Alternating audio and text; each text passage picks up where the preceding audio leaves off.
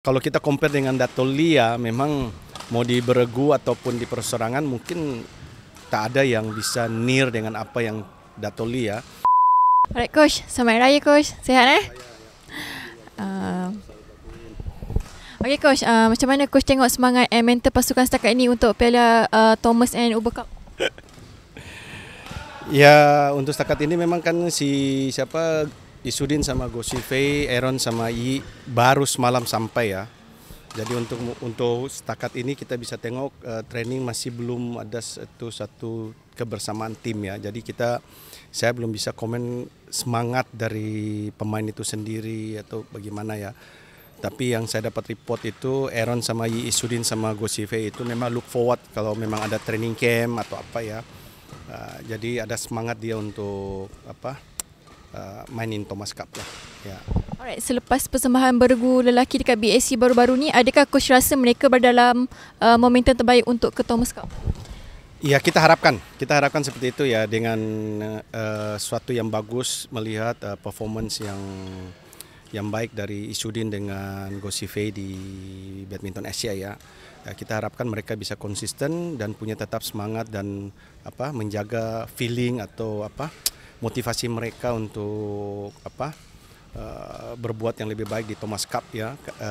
Bukan menjadi suatu beban atau pressure buat mereka, since mereka buat itu performance yang baik di BSC lah yang ini. Alright, and psychology and mental is important, but the problem is always back to the player. Jadi apa nasihat coach yang boleh berikan kepada anak buah coach? Iya, kalau nasihat kita seperti kayak orang tua ya, seperti orang tua menasihati anak ya. Apapun di luar itu, apapun situasi itu pasti tak selesa ya. Kalau kita nak menang, lawan juga mau menang ya. Jadi situasi ini mereka harus paham ya.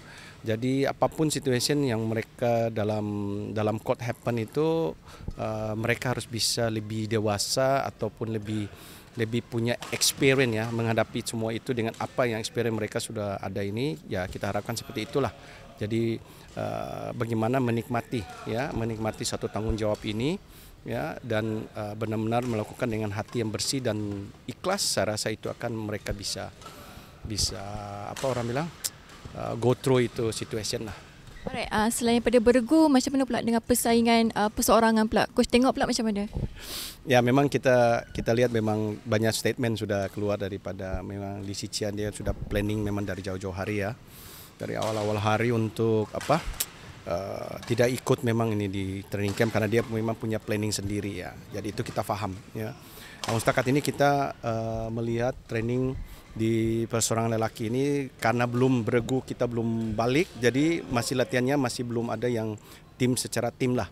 Tapi saya lihat ada beberapa pemain single juga ada memberikan suatu latihan yang punya motivasi yang tinggi, khususnya yang kita bisa lihat Cheam, Lu Junhao dengan Justin lah ya untuk setakat ini, karena Siyong masih dalam proses soft dia punya injury lah. Alright coach, setakat ni macam mana pula coach tengok pencabar terkini yang terdekat yang mampu beri saingan terhadap tim Malaysia? Kenapa ulang lagi, sorry.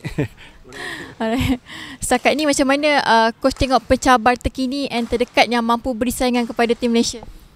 Ya, untuk dari negara lain ya. Ya, kita mau cakap siapa lagi? China, Jepun, Korea ya, India sebagai defending champion, Indonesia ya, Denmark ya. Dan di dalam kita punya grup ada Denmark dan juga ada Hong Kong ya. Ya, jadi itu juga suatu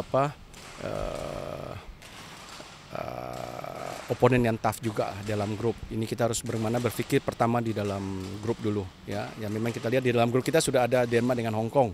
Ya, dengan kita lihat Hong Kong punya ada at least dua single yang cukup baik ya. Dan yang di luar dari grup kita itu ya itu seperti tadi, Indonesia, Jepun, India, China dan Korea. Apalagi China sebagai host, dia akan punya semangat yang lebih inilah.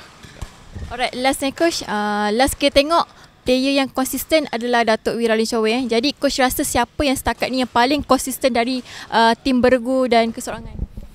Ya, kalau kita lihat memang ya, kalau kita compare dengan Dato' Lia, memang mau di beregu ataupun di perseorangan mungkin tak ada yang bisa near dengan apa yang Dato' Lia.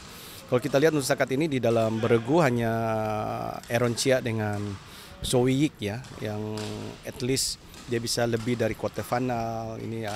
Ya kita harapkan juga nanti bisa diikuti dengan Isudin dengan Gosive ya. Kalau untuk di persorangan mungkin kita lihat selama ini ya mungkin ya kita bisa lihat ya Li Sicia lah ya. Itu saja yang bisa saya. Oke, terima kasih Coach. Sama-sama.